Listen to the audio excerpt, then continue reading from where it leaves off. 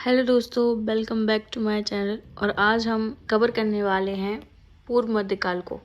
ये पूरा कंटेंट मैंने ही बनाया है और हो सकता है कि ये 2 पार्ट्स में डिवाइड हो, क्योंकि इसमें कंटेंट बहुत ज़्यादा है। ठीक है, और मैंने इस वजह से इसको लिया है। सबसे पहले तो इस वंश को हम इसलिए लेते हैं क्योंकि दिल्ली सल्तनत या फिर देखा जाए तो गुप्तोत्तर मूर ये सब पर बन जाते हैं। लेकिन क्या उत्तर मध्यकाल, बहमनी और विजयनगर साम्राज्य ये जो है ये थोड़ा सा ट्रिकी हो जाता है। ठीक है, तो मैंने सोचा है कि इससे क्वेश्चन भी बहुत ज़्यादा आते हैं, तो हम सबसे पहले इसको पढ़ेंगे। ठीक है, मेरी तरफ से मैं इसको कंप्लीट करा दूंगी पूरा पूर्व मध्यकाल।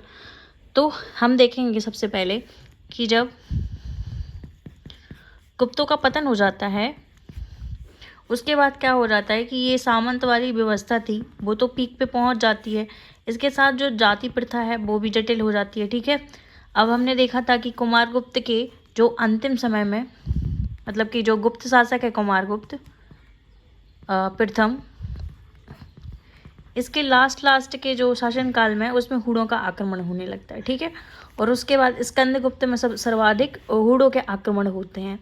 मतलब कि उस टाइम से हूणों के आक्रमण हो जाते हैं जो कि जो कालांतर में शासक होते हैं वो उसके पतन का कारण बनते हैं। मतलब कि गुप्त शासन का पतन हो जाता है। ठीक है, अब उसके बाद क्या होता है कि उत्तर भारत में छोटे छोटे राजवंशों का उदय होता है। ठीक है, छोटे छोटे राजवंशों का उदय होता है और सबसे ज़्यादा होते हैं राजपूत, जिस कारण से बहुत सारे लोग जो है राजपूत काल ही उसको बोल देते हैं। ठीक है, अब हम स्टार्ट करने वाले हैं कि ऐसे कौन कौन से रीज़न थे जिसमें जो छोटे छोटे राज्य हैं उनका उद्भव हुआ है। ठीक है, सबसे पहले हम देखेंगे कि हूणों का आक्रमण हुआ है। पहले तो गुप्त शासन का पतन हो गया। गुप्त काल का पतन हो जाने के बाद और जो जाति प्रथा है वो बहुत ज़्यादा जटिल हो गई है ना। और जो सामंत का उत्कर्ष है, मतलब कि सामंतवाद क्या होता है कि हम अपने जो अधिकार होते हैं वो बहुत सारे लोगों में बांट देते हैं, जिससे कि शासन या प्रशासन का विकेंद्रीकरण हो जाता है। और क्या हुआ कि गुप्त जो, जैसे अपन मौर्य पढ़ते हैं, मौर्य काल के बाद ही जो मगध है वो सबसे सेंटर पॉइंट बन जाता है।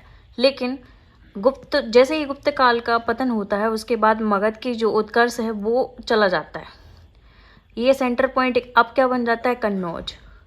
हर्ष के समय से ही कन्नौज जो है वो आकर्षण का पॉइंट बन जाता है। मतलब कि जो पहले कन्नौज ने, जो पहले मगध का स्थान रहता है वो बाद में कन्नौज का स्थान हो जाता है। ठीक है, और हाँ, फिर इसके बाद क्या रहता है कि कन्नौज जो रहती है सम्राटों की क्रीड़ा स्थल रहती है। अब हम कन्नौज को ही क्यों ले रहे हैं, मतलब इन्होंने कन्नौज को ही क्यों चुना, तो कन्नौज जो है गंगा और यमुना नदी के किनारे है। एक तो वो शासन के लिए बहुत ही इम्पोर्टेंट है, दूसरा उपजाऊ क्षेत्र है, और तीसरा हम मान सकते हैं कि व्यापार के लिए, जैसे गंगा नदी है तो व्यापार में उत्तरी और पूर्वी क्षेत्र उसके कंट्रोल में होगा। ठीक है, और प्रतिहारों ने सबसे पहले उसको जीतने की कोशिश की। अब हम देखेंगे कि क्यों वो त्रिपक्षीय जो संघर्ष है उसमें आए और क्यों उन्होंने ट्राई करा, उसके भी बहुत सारे रीज़न थे। ठीक है, अब हम देखेंगे कि जो पूर्व मध्य काल रहता है वो इतने छोटे छोटे स्वतंत्र राज्यों में बढ़ जाता है कि डॉक्टर ईसवी प्रसाद ने इसको क्या बोल दिया था कि राज्य के अंदर ही राज्य। ठीक है, ये जो काल था वो राज्य के अंदर ही राज्यों का काल कहलाता है। और 7वीं सदी के आसपास उत्तरी भारत में छोटे छोटे क्षेत्रीय राज्यों का उदय हुआ, जैसा कि अभी हमने बात कर ली। ठीक है, अब हम देखते हैं सबसे पहले कि इसको राजपूत काल कहा जाता है। मैंने अभी बता दिया कि छोटे छोटे राजवंश, उसमें अधिकतर कौन थे, राजपूत। ये संस्कृत के शब्द राजपूत से आया है, जिसमें होता है राजा का पुत्र। ठीक है, ओके। अब हम देखने वाले हैं कि किन किन सिद्धांतों में बोला है कि राजपूतों की उत्पत्ति कैसे क्या हुई है। सबसे पहले चंद्रवरदायी का देखेंगे। इन्होंने बताया है कि अग्निकुंड से इनकी उत्पत्ति हुई है। जो राजा वशिष्ठ रहते हैं ना, वो माउंट आबू पर्वत पे क्या करते रहते हैं, यज्ञ है ना, उनके यज्ञ में बाधा कौन डालते हैं, असुर। तो उनको रोकने के लिए ऐसा माना जाता है, ऐसा बोला गया है कि इन्होंने यज्ञ किया और 4 जातियों का इन्होंने मतलब कि उद्भव किया, जो थे गुर्जर प्रतिहार, चौहान, चालुक्य सोलंकी और परमार। ठीक है, तो बहुत से विद्वानों ने इसका खंडन भी किया है, क्योंकि इस तरीके से ये कहानी है जो नहीं मानी जाती। फिर सेकंड हम देखेंगे डॉक्टर R.G. भंडारकर, जिन्होंने माना है कि जो राजपूतों की उत्पत्ति है वो नागर ब्राह्मणों से हुई है। अभी अपन को लग रहा है कि ये कुछ इंपॉर्टेंट नहीं है, मैंने फालतू में बता दी, लेकिन यही क्वेश्चन पूछे जाते हैं कि किन ने ऐसा बोला है, किन के अनुसार लगता है कि इनकी उत्पत्ति कैसे हुई है। जैसे ये चीज़ बहुत बार पूछ ली है कि अग्निकुंड से उत्पत्ति हुई है, ये किसने बोली है, तो चंद्रवरदाई। इनका क्या है, इनकी रचना क्या है, पृथ्वीराज रासो। ठीक है, अब हम सेकंड देखेंगे कि आरजी भंडारकर ने क्या बोला है, नागर ब्राह्मणों से इनकी उत्पत्ति हुई है। ये बहुत इंपॉर्टेंट नाम है। और क्या है ये, कर्नल टाट। कर्नल टाट ने राजस्थान का बहुत सा इतिहास कवर किया है, जाटों और फिर मराठों, इनका भी बहुत सारा इतिहास लिया है इन्होंने। तो जो कर्नल टाट हैं और डॉक्टर ईश्वरी प्रसाद और इस्मत और भंडारकर, इन लोगों ने ही बोला है कि इनकी जो उत्पत्ति हुई है विदेशी जातियों से हुई है। अब विदेशी जाति कौन थी, शक, पल्लव, कुषाण, हूण, ये थी, है ना। तो इनसे इनकी उत्पत्ति हुई है राजपूतों की। और बीडी चट्टोपाध्याय जो हैं वो बोलते हैं कि नहीं, ऐसी स्थिति आ गई थी जो सामाजिक आर्थिक प्रक्रिया की उपज है ये राज। और इन्होंने ही एक सिद्धांत और दिया है, बोला है कि मिश्रित उत्पत्ति का सिद्धांत। मतलब कि बहुत सारे क्षत्रिय थे, उनकी बहुत सारी उपजाति थी और बहुत सारी जातियों के ही उपजातियाँ हैं, ये मतलब मिक्स्ड हैं पूरे। कनिंगम का बोलना है कि कुषाण जाति से इनके वंशज थे। जो इम्पोर्टेंट है मैं आपको बता देती हूँ, सबसे ज़्यादा इम्पोर्टेंट है ये, एंड देन ये और ये तीन जो स्टेटमेंट है बहुत ज़्यादा इम्पोर्टेंट है, बहुत बार पूछे भी गए हैं। अब हम देखेंगे इसी से रिलेटेड कुछ इम्पोर्टेंट, जैसे पृथ्वीराज रासो जो है, इन्होंने बताया है कि जो राजपूतों के हैं 36 कुल माने जाते हैं। ठीक है, अब यही बोला है कि मिश्रित उत्पत्ति का सिद्धांत। अब काफ़ी ये पूछा जाएगा, क्योंकि इस पे जब जिक्र हुआ, जैसे इसका समर्थन किसने किया कि ये 36 कुलों में राजपूत थे, समर्थन किसने किया, कुमारपाल चरित। अब ये कौन है कुमारपाल चरित, तो जब हम पढ़ेंगे गुजरात के चालुक्य, उसमें हमें ये देखने के मिलेंगे। कुमारपाल चरित एक रचना है जिसको लिखा किसने है, हेमचंद्र ने। ठीक है, वैसे ही बंड रत्नाकर और राजतरंगिणी ने इसका उल्लेख किया है कि हाँ, उनके 36 कुल थे राजपूतों के। ओके, अब हम नेक्स्ट देख लेते हैं कि कक्कुल का जो घड़ियाली अभिलेख है, इसका क्या नाम है, कक्कुल। इसका घटियाली लेख है जो अभिलेख है। अब आप सोच रहे होंगे इसका नाम तो कभी हमने सुना नहीं, तो ये जो है गुर्जर प्रतिहार ही है, लेकिन इसका ज़्यादा महत्व नहीं है, इसीलिए इसका नाम ज़्यादा सुनने नहीं आता। तो इन्होंने बताया है कि जो क्या बोलते हैं गुर्जर प्रतिहार है वो है ब्राह्मण। ठीक है, अब हम देखते हैं कि गुर्जर प्रतिहार कन्नौज पर अधिकार क्यों करना चाहते थे। इसका एक सबसे बड़ा रीज़न ये है कि जब गुर्जर प्रतिहारों ने बिंद या मालवा को जीता, और उसके साउथ में कौन है, राष्ट्रकूट। ठीक है, तो इनकी सीमा जो है वो बहुत हद तक मिल रही थी, और पूर्वोत्तर में हूणों के आक्रमण और विदेशी जातियों के आक्रमण, जिससे ये चाहते थे कि इनकी जो राजधानी है वो स्थलांतरित हो जाए। ठीक है, हम जैसे यदि हम एक बार कोशिश करें तो हम इसका मैप बना देते हैं, जैसे हम इंडिया का मैप बनाएं।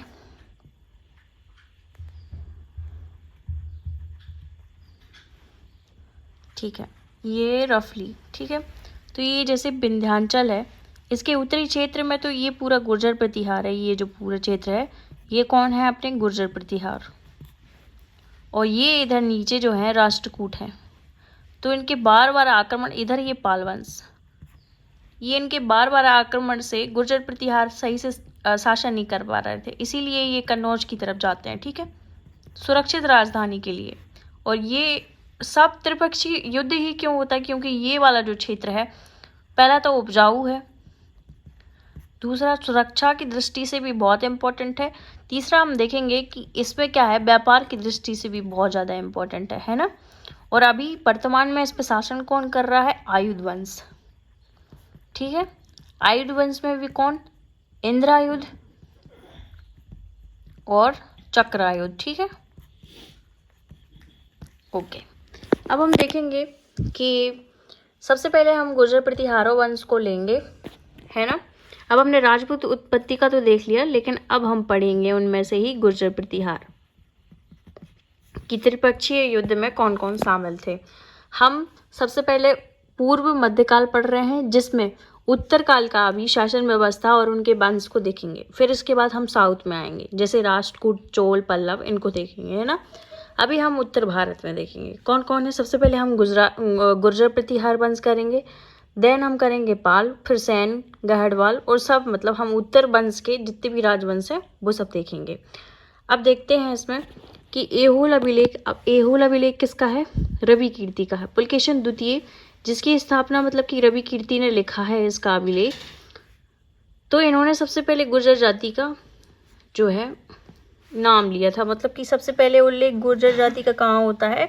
ऐहोल अभिलेख, रवि कीर्ति का, मतलब पुलकेशिन द्वितीय का ऐहोल अभिलेख, ठीक है। और 26 शाखाएं मानी हैं किसकी? गुर्जर शाखा, जो गुर्जर प्रतिहार हैं इनकी 26 शाखाएं मानी जाती हैं। तो इसका उल्लेख कहाँ हुआ है और अधिक? बाणभट्ट ने भी इनके बारे में बताया है कि इनकी इतनी शाखाएं थी। ओके, तो ये कभी कभी पूछ लेता है कि गुर्जर प्रतिहारों का सबसे पहले उल्लेख किन किन ने किया था। तो ये पुलकेशिन द्वितीय का ऐहोल अभिलेख हो गया, और फिर ये क्या हो गया? बाणभट्ट सेकंड है ना, बाणभट्ट का भी क्या? हर्षचरित में इसका उल्लेख है। अब हम देखेंगे कि गुर्जर प्रतिहारों में क्या रहता है कि राजधानी भी रहती है। इनकी 26 शाखाएं रहती हैं ना। सबसे पहले प्राचीन जो रहती है वो रहती है मंडोर, है ना।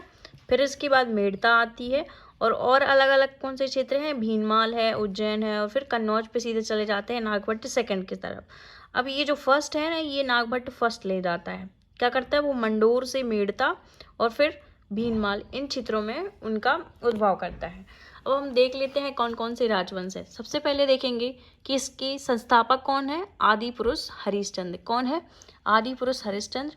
और देखेंगे इनके बारे में ज़्यादा उल्लेख नहीं है, मतलब इनकी वीरता नहीं है कुछ भी, इन्होंने बस स्थापना की थी। इसका उल्लेख कहाँ कहाँ मिलता है? साउथ के जो राष्ट्रकूट वंश है ना, उनके अभिलेखों में भी इसकी चर्चा की जाती है।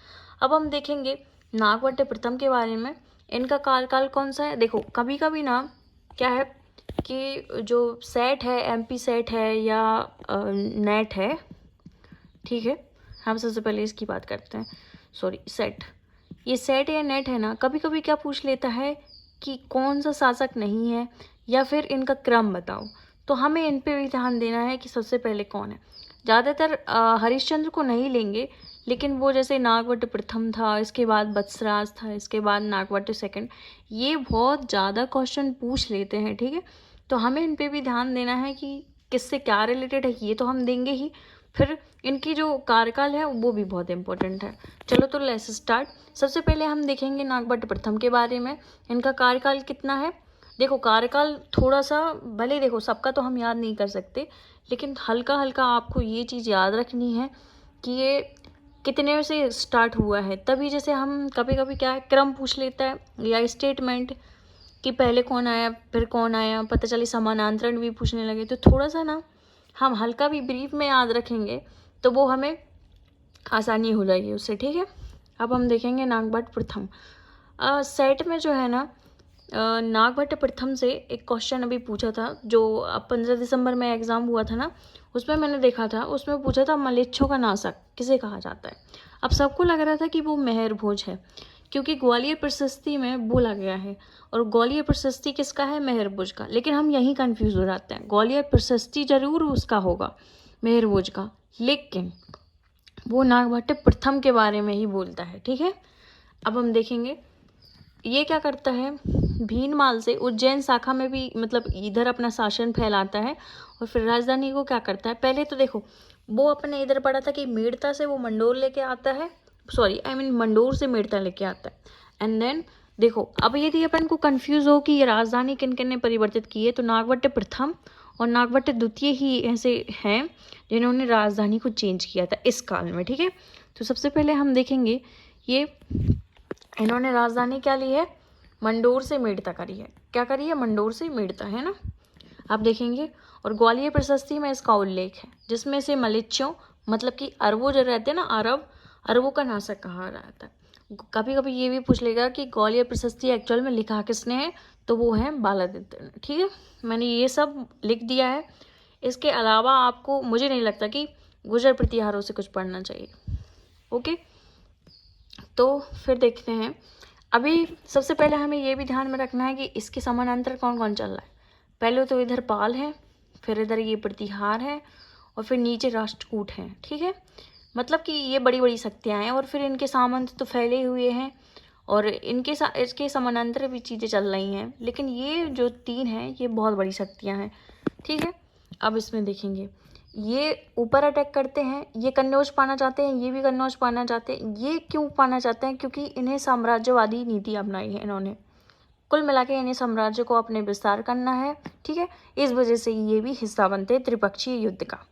ओके, देखते हैं अब ग्वालियर प्रशस्ति हमने यहाँ तक पढ़ लिया। अब इसके बाद देखते हैं प्रतिहारों को क्या कहा गया है। जो ग्वालियर प्रशस्ति है उसमें लक्ष्मण या सौमित्र का वंशज बोला गया।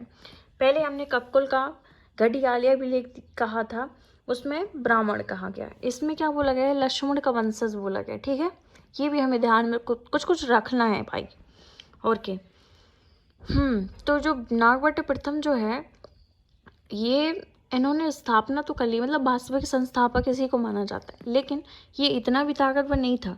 कहा जाता है कि जो दंती दुर्ग है जिसने राष्ट्रकूट वंश की स्थापना की थी, उसने उज्जैन या अवंती जिसे बोलते हैं उसमें उन्होंने हिरण्यगर्भ यज्ञ कराया था, जिसमें इसको भाई द्वारपाल रखा था, है ना। मतलब इसकी कुल मिला के बेइज्जती कर दी थी। इसको द्वारपाल वहीं पे कहा कि खड़े हो जाओ और हिरण्यगर्भ यज्ञ कराए थे इसने, है ना। ये भी हमें थोड़ा सा ध्यान रखना है कि कौन था।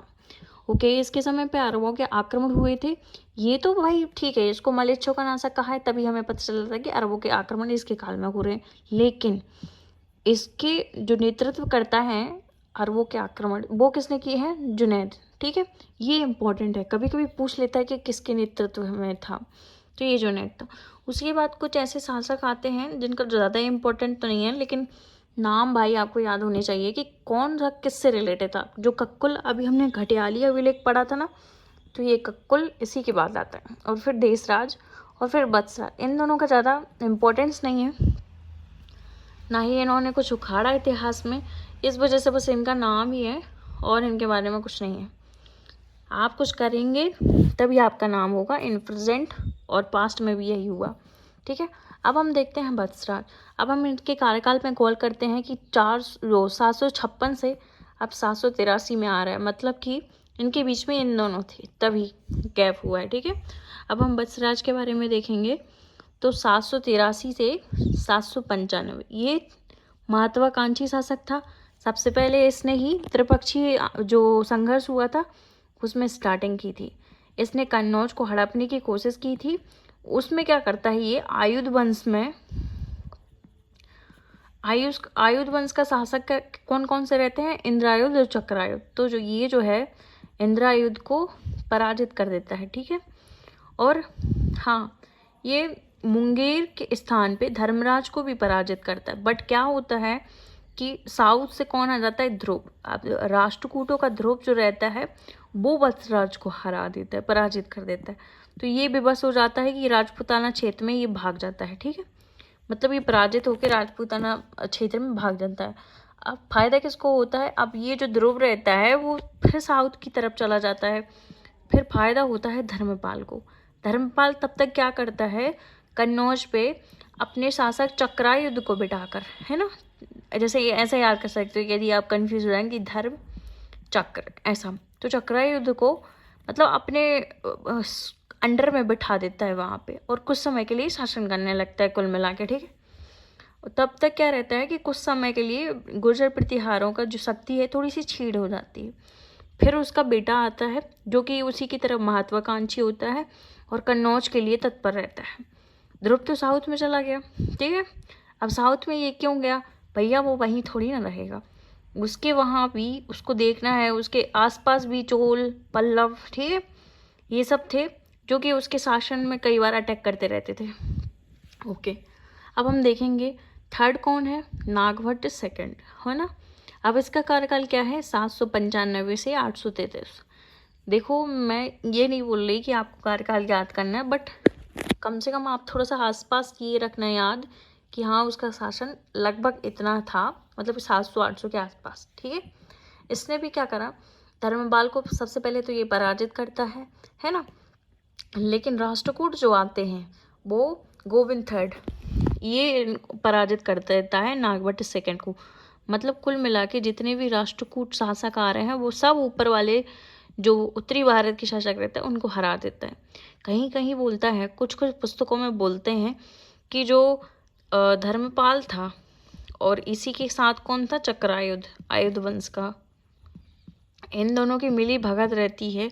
और ये राष्ट्रकूट शासक गोविंद थर्ड को, ध्रुव के बाद कौन आता है, गोविंद थर्ड, उसको बुलाते हैं, आमंत्रित करते हैं कि नागभट्ट को रोको, इस टाइप में, ठीक है। तो ये कहीं कहीं बोला जाता है। कुल मिला के इसने इसको हरा दिया, नागभट्ट सेकंड को, और फिर ये साउथ में फिर वापस चला जाता है, क्योंकि खुद के घर में भी तो देखना है ना, संभालना है खुद के घर को भी, वैसे ही। अब जो नागभट्ट सेकंड रहता है ना, उसने राजधानी, अब नागभट्ट सेकंड तो चला गया, इसके बाद ये फिर से ताकतवर हो जाता है और ये राजधानी बनाता है फिर कन्नौज को। ग्वालियर जो प्रशस्ति है ना, उसमें बोलते हैं कि इसने तुरुस्को, मतलब कि मुसलमानों को पराजित किया था। भाई ये क्वेश्चन जो है ना बहुत इम्पोर्टेंट है, ठीक है। और इसको बोला गया है चंद्रप्रभा सूरी, है ना, चंद्रप्रभा सूरी में, सॉरी ये थोड़ा सा गलत लिखा है, हाँ, उसमें प्रभावत प्रवस्ती जो उसकी प्रशस्ति है, 833 ईस्वी में इन्होंने गंगा में समाधि ले ली थी। किसने ली थी, नागभट्ट सेकंड ने, ठीक है। अब हम इसके बाद देखेंगे मेहरभोज। बहुत ज़्यादा इम्पोर्टेंट है मेहरभोज, क्योंकि जो गुर्जर प्रतिहार है उनके शासन में सबसे इम्पोर्टेंट और मतलब इम्पोर्टेंट रोल यही अदा करता है, ठीक है। अब हम नेक्स्ट देखेंगे ये मेहरभोज। इनका कार्यकाल क्या है, 836 से 850 ईस्वी, ठीक है। फर्स्टली पूछा जाता है, देखो नेट सेट सीटी और बहुत सारे जो एग्ज़ाम है स्टेट वाइज होते हैं जो, उसमें वन लाइनर बहुत पूछता है, इसमें ये बहुत इम्पोर्टेंट है। ऐसे ही पूछ लेगा कि किसने तुरुस्को मुसलमानों को पराजित किया है डायरेक्ट, तो नागभट्ट सेकंड। वैसे ही पूछ लेगा ग्वालियर प्रशस्ति में मलेच्छों का नाशक किसे कहा जाता है, तो नागभट्ट प्रथम, ठीक है। अब ऐसे ही हम यहाँ इसको पढ़ेंगे। ये जितने भी पॉइंट मैंने लिखे हैं इनको मजाक में नहीं लेना है, एज इट इज़ आप लिख लो, और जो मैं बोल रही हूँ वो भी बहुत इम्पोर्टेंट है। तो इसके साथ जितने भी मैं फैक्ट बता रही हूँ वो भी आपको लिखने हैं, ठीक है, जिससे कि आपको याद रहे। और छोटे छोटे मैप बनाने हैं जिससे कि आपको पता चलता रहे कि किसकी कहाँ पे लोकेशन थी। तो ये जो गुर्जर प्रतिहार है इनकी लोकेशन कहाँ थी, राजस्थान मालवा क्षेत्र पे थी, ठीक है। अब हम देखते हैं मेहरभोज। तो सुलेमान जो यात्री रहता है, अरबी यात्री रहता है, वो क्या रहता है, इसके शासनकाल में आता है और इससे रिलेटेड जानकारी देता है। ये बोलता है कि इसकी जो सेना है बहुत ही विशाल थी। सेकंड, ये इस्लाम का बहुत बड़ा शत्रु था। सोना चांदी का व्यवहार इसके जो शासन में बहुत उत्तम था, ठीक है। चोरी चकारी इसके में नहीं होती थी, शांति व्यवस्था थी। कुल मिला के ये इसके बारे में बोलता है, ओके। अब इसके बारे में ग्वालियर अभिलेख में क्या, इसी ने मतलब सबसे पहले शून्य का प्रथम अभिलेख ही प्रमाण बोला जाता है। जो ग्वालियर अभिलेख है मेहरभोज का, शून्य का प्रथम अभिलेख ही साक्ष्य है। ये पीएससी में भी पूछ चुका है। आप यदि मेरी ना माने तो प्रीवियस ईयर क्वेश्चन देखें, उसमें आपको मिल जाएगा, ओके। इसी में इसकी उपाधि क्या है, आदिवराह की उपाधि। दैट मीन्स व्हाट, कि ये वैष्णव धर्म का अनुयायी था। ये भी बहुत आजकल क्वेश्चन पूछ रहे हैं कि ये किस धर्म से रिलेटेड है। जैसे अभी मैंने एमपी सेट दिया था, उसमें पूछा था कि जो हर्ष है, अभी तो वो बौद्ध बन गया था, लेकिन हर्षवर्धन पहले कौन सा था, तो वो था शैव। वैसे ही हमें इसको याद रखना है कि इसने आदिवराह की उपाधि ली। दैट मीन्स वैष्णव धर्म का अनुयायी था ये, ओके। हाँ, और नागभट्ट सेकंड क्या करता है, ये बहुत सारे क्षेत्रों का मतलब कि अपने में शासन में मिला लेता है। नागभट्ट सेकंड की बात करें, ये मैंने बीच में लिख दिया। इसमें सबसे ज़्यादा इम्पोर्टेंट क्या, आनर्थ को किस क्षेत्र को कहा जाता है, आनर्थ ये उत्तरी गुजरात को, ठीक है। कभी कभी पूछ लेगा क्या भरोसा, तो इसको हम पहले से ही नोट कर लें, जो पूछे सो पूछे, लेकिन पहले नोट कर लें, ठीक है। अब जो मेहरभोज रहता है ये तो क्षेत्र नागभट्ट जो सेकंड रहता है वो कैप्चर कर लेता है, बट अब जो मेहरभोज आता है वो कौन कौन सी चीज़ें लेता है, मतलब कौन कौन से क्षेत्र पर आधिपत्य कर लेता है, वो है राजपूताना, कालिंजर, मालवा, ओके। और फिर ये जो रहता है, देखो यहाँ पे भी गोविंद थर्ड है ना, यहाँ पे ये जो अपनी शक्तियों को इतना बढ़ा लेता है, ये नर्मदा नदी के किनारे ये जो राष्ट्रकूट शासक रहता है वो कृष्ण सेकंड को हरा देता है ना। और देवपाल से ये हार जाता है। अब देवपाल से जो हार गया, कहीं कहीं लिखा रहता है कि देवपाल से हार गया, लेकिन इसके उत्तरवर्ती जो शासक रहते हैं पाल वंश के, विग्रहपाल और नारायण पाल, इनको वो हरा देता है और राष्ट्रकूटों में कृष्ण सेकंड को भी हरा देता है। बट जो इंद्र थर्ड है ना, इससे हार जाता है ये जो मेहरभोज है। ठीक है, अब हमने ये पढ़ लिया। आई होप कि ये आपको और लेक्चर मेरा पसंद आया होगा। तो पार्ट 1 में हम मेहरभोज तक कंप्लीट कर रहे हैं और फिर पार्ट 2 जो है हम थोड़ा सा मेहरभोज के लिए देखेंगे। और हाँ, सुलेमान, अबू जैद, इन सब ने क्या कहा है किसके बारे में वो पढ़ेंगे। एंड देन पाल वंश को कंटिन्यू करेंगे अपन। ठीक है, तो इस लेक्चर में हम इधर ही तक पढ़ते हैं। और हाँ, मैंने जो बताया आपको सब कुछ नोट करना है और इस चैनल से जुड़े रहना है। Thank you guys.